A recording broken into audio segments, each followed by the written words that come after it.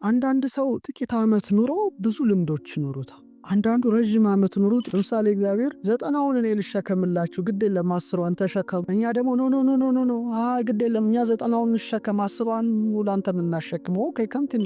አትጨነቁ፣ ስለምትበሉ ስለምትጠጡት አትጨነቁ። ጀስት የሰማይ ወፎችን ተመልከቱ። ከምግብ ጋር ተያይዞ ከልብስ ጋር ተያይዞ ምድረ በዳ አበቦችን ተመልከቱ። ይሄ ጥረግረ ብላ የሚለውን በጣም አድካሚ ሆነን ወደ ቀኝ እንዳናዘነብል ሆነን 90%ቱን ተሸክመን መንገዳገድ ግዴታችን ሆነ። እንደ አሳማ ጭቃ ውስጥ ከመርመጥመጥ የንስር ክንፍን ገንዘብ አድርጎ መብረር እየተቻለ እግዚአብሔር ላበርክትላችሁ አስራቴን ስጡኝ ይላል። እግዚአብሔር ቸግሮት አይደለም። እኔ በራሴ ህይወት ያየሁት ንሶ ዊትነስ ነ ይህ ማለት ብሌሲንግ ይባላል። ተጨነቁ አትጨነቁ ያለን መስመር አለ። አትጨነቁ ካለ አልጨነቅም፣ ተጨነቁ ላለው እጨነቃለሁ። ጥበብ ታሳልቃለች እንጂ አታልቅም። ከመጥበብ መጠበብ ከጠብ ጥበብ ይበልጣል።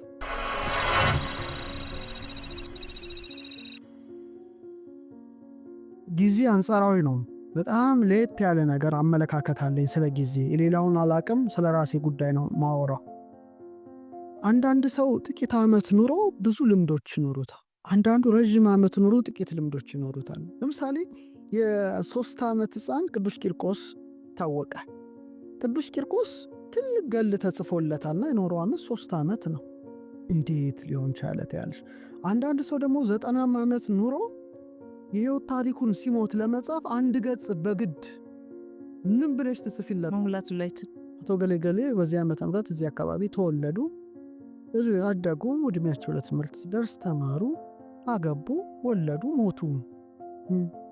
ምንድን ነው ታዲያ? አንድ ገጽ አይሞላም ህይወታችን ማለት ነው? እንዴት ሊሆን ይችላል? የተገቢ ነው ብዬ አላምንም። ሰዎች ለአንድ ገጽ ኑሮ ምድር ላይ ለምን ይነጣሉ? አንበሳው ከዚህ በተሻለ ቢጻፍለት ታሪክ አድኖ ነበረ፣ አንድ ጫካ አቋርጦ ነበረ። የአንበሳ እንኳን ታሪክ ከጻፈ ሰው እንዴት አንድ ገጽ ማትሞላ ህይወት ሊኖር ይችላል? ስለዚህ ምድር ላይ የኖረበትን ዓላማ አልተረዳም። ለምሳሌ ትልቅ ቫሊዩ የምንሰጠው ገንዘብ ነው፣ ግንዛቤን ሳይሆን ገንዘብ ነው። በምድር ላይ እንዳለ ሰው ሁሉ ነጭ ላቡን ያለበስ የሚኖረው ገንዘብ ነው። ኦኬ ጥሩ ነው፣ ሰው ገንዘብ አያገኝ ማለት አይደለም። ግን ገንዘብን በህልምሽ ታስቢያለሽ? አታቂው። ይኑርሽ አይኑርሽ አታቂው። የቀን መገልገያ ነው፣ የሌሊት አይደለም ነው። ኦኬ ስለዚህ ሰው 70 ምናምን ዓመት ቢኖር 8 ሰዓቱን በእንቅልፍ በቀን ያሳልፋል። አጠቃላይ ኦልሞስት 30 ምናምን ዓመት ይተኛል።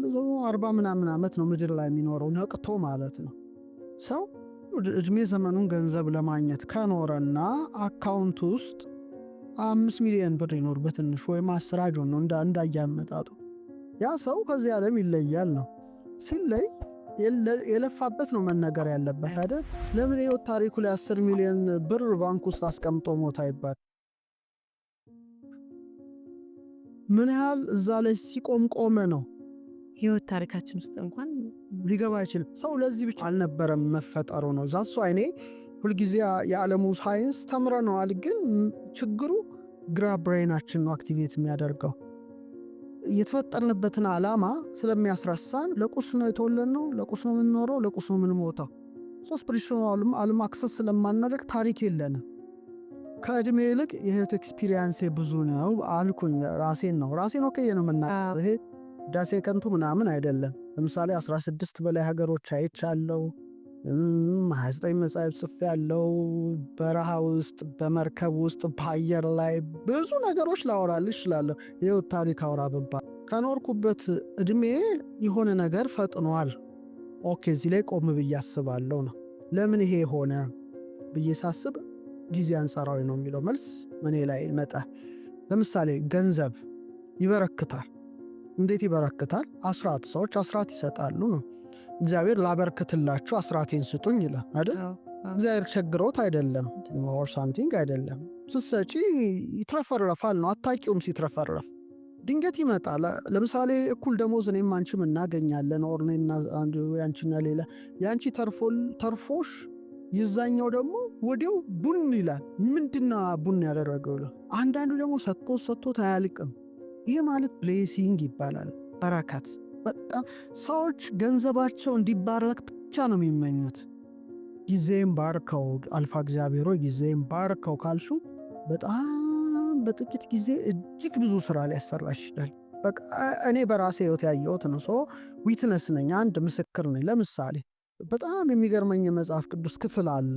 ሐዋርያት ክርስቶስ ሳይጠራቸው በፊት የተለያየ ሙያ ያላቸው ናቸው። ለምሳሌ ታክስ የሚሰበስባል ማቴዎስ፣ እነ ጴጥሮስ እነ ዮሐንስ አሳ አጥማጅ ናቸው። ሌላም እነ ቶማስ የግንብ ስራ ወዘተረፈ።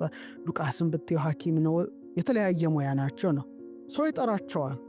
ሲጠራቸው ህይወት ተለወጠ። ያቺ ሞመንት የህይወት ቁልፍ ትለወጣለች። ምንድን ነው የሆኑት? ሱፐርናቹራል ነገርን ኤክስፒሪየንስ ማድረግ ጀመሩ። ምሳሌ እንዳይረባቸው ህብስት በርክቶ ይበላሉ። በቃ ቀረ፣ ልፋት ቀረ ነው። በጣም ትልቅ ጉዳይ ነው ማወራው። አሁን እንደውም እስካሁን ካለው ለእኔ ትልቅ ጉዳይ ነው ይሄ ብናገረው። ውሃ ወይን ይሆናል። ባህር ላይ እንምጣ ሲሉት እንደ ጴጥሮስ ነው ይላቸዋል። ነፋስ ሲገሰጽ ያሉ ሙሴ ብርሃን ሲበራ በጣም ስፍር ቁጥር የሌለው ደግሞ አጾሙ ሞይ ስሏቸው ሙሽራው እያለ ሚዜዎቹ አይጾሙ ይላቸው እና የነበሩበት ህይወት በጣም በቃ አይተውት ማያውቁት ነው። ከስቅለቱና ከትንሣኤው በኋላ ጥቂት ሲለያቸው አሳ ለማጥመድ ሌሊቱን ሁሉ ይታገላሉ ነው። የትግል ህይወት ነው እና ዓለም ለእኔ እንደዛ ሌሊት ሆኖ የሚታየኝ ዳይሜንሽን አለ። ትግል አሳ ግን የለም። መታገል አሳው ግን አይገባ። በኋላ ንጋት ላይ ወደ ውሃው ዳርቻ ጌታ ይገለጻል። ንጋት ራሱን ችሉ ትርጉም አለው እና መረቡን በቀኝ በኩል ጣሉ ይላቸዋል እና በቀኝ በኩል ሲጥሉት 153 ትልልቅ አሳዎች ተያዙ። የቀኝ መንገድ በጣም ቀላል አይደለም። ግራ ሌላ ነው፣ ሌፍት ልፋት ነው፣ ቀኝ ራይት ነው። አሳውን ደግሞ ጠብሰን እንበላለን እናዘጋጃለን እንዳይሉ ሌላ የተጠበሰ አሳ ማን እንዳዘጋጀው የማይታወቅ ህብስት አለ እና ተለወጠ ነው።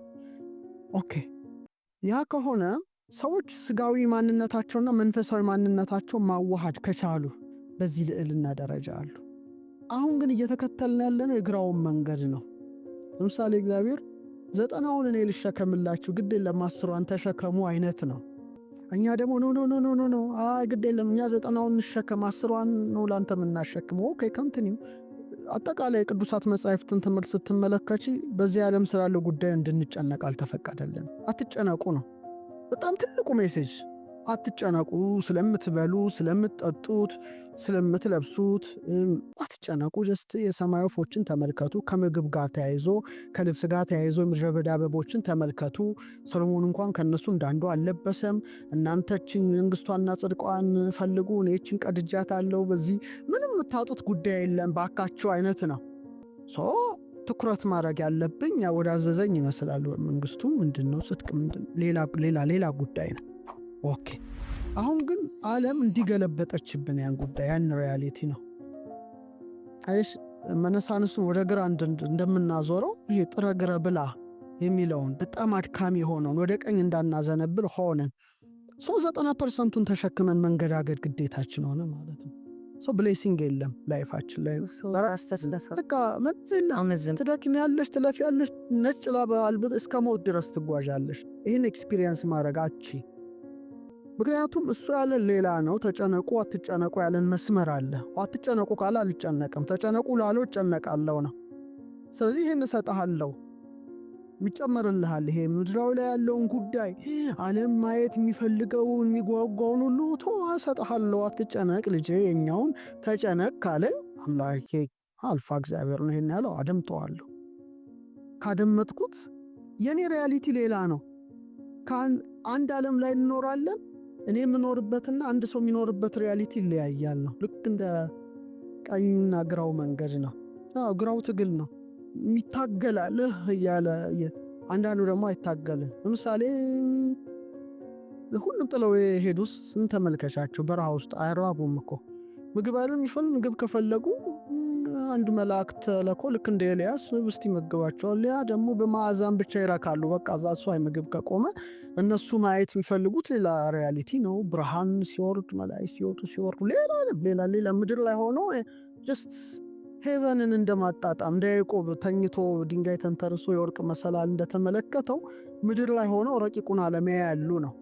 ይሄ ደግሞ ጥሮ ግሮ ላቡን ጠፍ አድርጎ ይኖራል። እና ምንድነው ወደ መጽሐፉ ስንሄድ ብዙ ጊዜ የሚባለው ኮንሰፕት ከአንዱ ይለያያል። በቃ ይህን ያየሁት ነው፣ በራሴ ነው። ሌላው አይመለከተኝም። በዚህ ላይ አንድ የራሴ የሻራ ያለኝ ሰው በመሆኔ ማለት ነው። ስለዚህ ሰዎች ጊዜያቸው እንዲባረክ እግዚአብሔርን ቢጠይቁት፣ ጥበብ ታሳልቃለች እንጂ አታልቅም።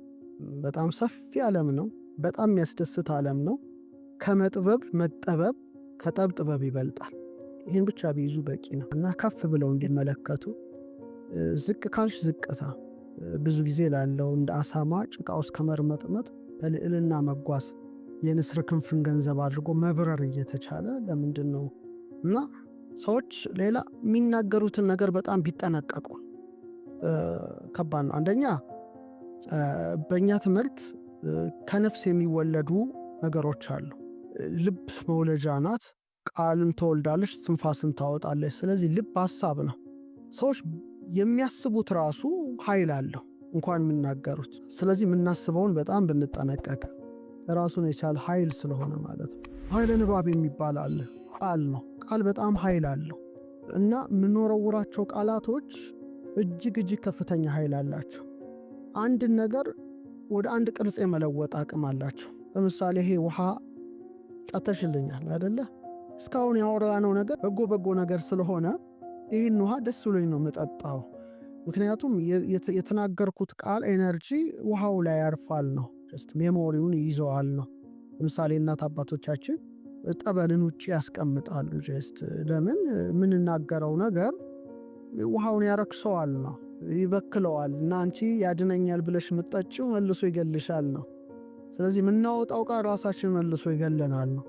ለምሳሌ ጃፓናዊ ሳይንቲስት እንዳደረገው ማለት ነው። ውሃ ላይ ጥሩ ቃል መጥፎ ቃል ጽፎ ድጋም አደረገ ነው። ሪሳይት ያደርጋል። ፖዚቲቭ ወርድስ፣ ኔጌቲቭ ወርድስ። ከዛ ጥሩ ቅርጽ የሰራው መልካም ቃል የተነገረበት ውሃ ነው። ክፉ ቃል የተነገረበት ውሃ በጣም በ24 ሰዓት ውስጥ ነው የተፈረከሰው። ስለዚህ የሚፈረክሱንን ቃላት ብንጠነቀቅ ጥሩ ነው።